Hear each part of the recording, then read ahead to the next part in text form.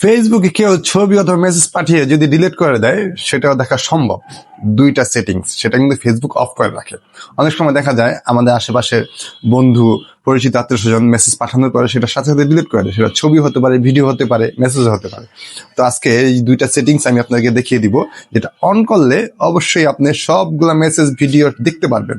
আর দ্বিতীয় যে সেটিংসটা, সেটা কিন্তু খুবই গুরুত্বপূর্ণ। ভিডিও সম্পূর্ণ দেখুন এবং শেষে সেই সেটিংসটা আমি আপনাকে দেখিয়ে দিব।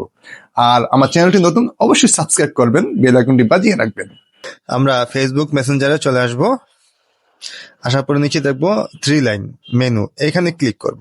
এখানে ক্লিক করার পর উপরে দেখবো সেটিংস, এখানে ক্লিক করব। তারপরে আস্তে আস্তে নিচের দিকে যাব। নিচের দিকে যাওয়ার পরে দেখতে পারবো যে আপনার photo and media, photo and মিডিয়ায় ক্লিক করব। ক্লিক করার পরে দেখতে পারবো এখানে দুইটা অপশন। একটা option save photo and video, এটা যদি ওপেন করেন তাহলে আপনাকে কেউ যদি মেসেজ অথবা ছবি, ভিডিও দেওয়ার পর দিয়ে ডিলিট করে দেয়, এটা ওপেন করলে সাথে সাথে সেটা সেভ হয়ে যাবে। এভাবে আমরা ওপেন করে দিব। আর দ্বিতীয় যে লিঙ্কটা দেখতেছেন, এটা খুবই গুরুত্বপূর্ণ। Open link in external browser.